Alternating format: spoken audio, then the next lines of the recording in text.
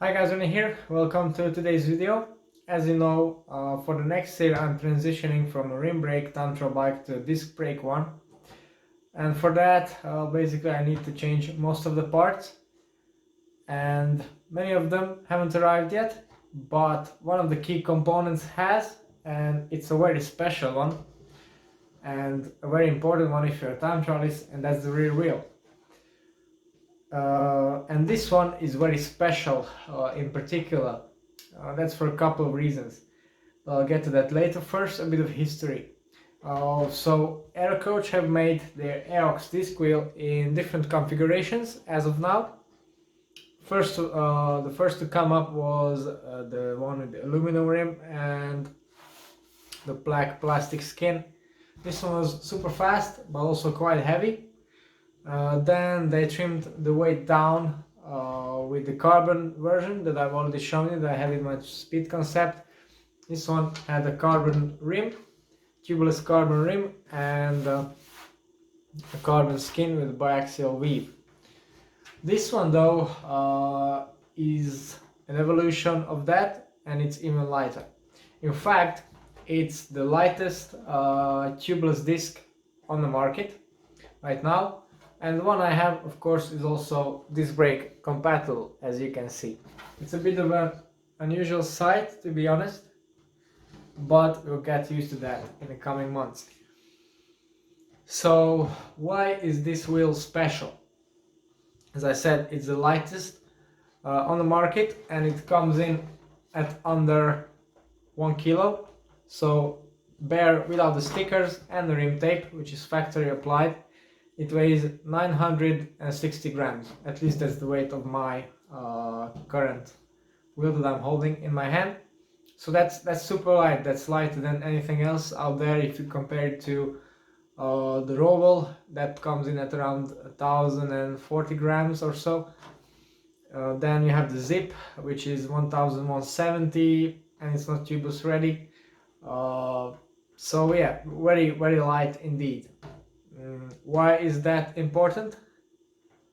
Well, generally in tantras, aero is all that matters, and this wheel also performs in that regard.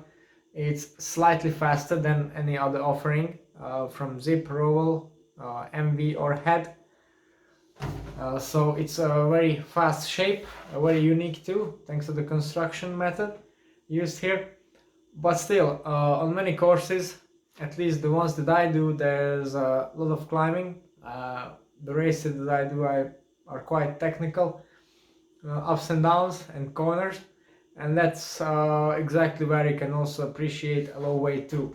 So since Specialized have already knocked down the weight of their tantral bike, which I'm going to use, then I thought it's a good idea to also go down in weight as low as possible without losing any aerodynamic efficiency, and this wheel perfectly matches that. How they have achieved this very low weight? Well, basically all of the key components have been changed. So starting from the rim, it's a rim with a slightly lighter, more advanced layup. Then the sides, the skin, is no longer made of the biaxial carbon, but as you can see, it has this spread toe kind of textile fabric, which is lighter still, also should be tougher, or at least it feels so, but it's super expensive. And then there's the hub itself. This one, if you look at it more closely, is an extra light hub. Extra Light being a boutique Italian company which specializes on making lightweight hubs. As you can see, it also has the XDR driver already on there to suit my future SRAM 12-speed drivetrain coming for this bike. So these all add up to the very low weight. Of course, it's still tubeless ready, but if you want something even lighter, there's a tubular option available that comes in under 900 grams, which is remarkable. You will say that, yeah, there's the lightweight Autobahn, which is 700 something grams.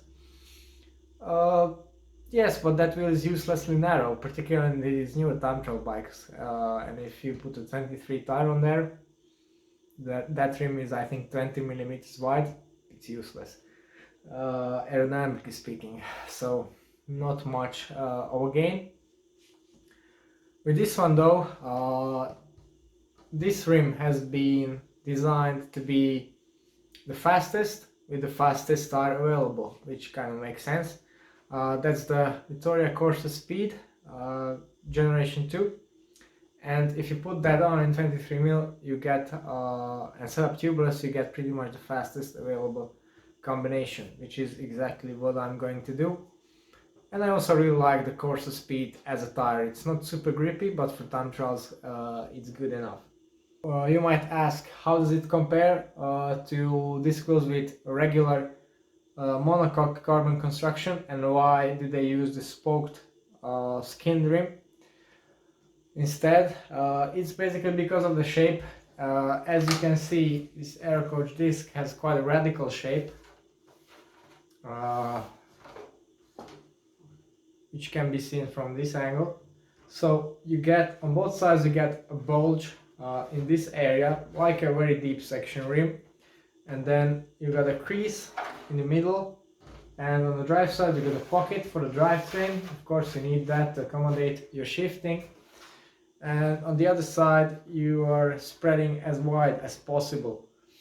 And this design will be very unstable and will require a lot of material to be functional and stiff if it was structural. So that's why a spoked wheel inside is used instead of an actual fully composite wheel.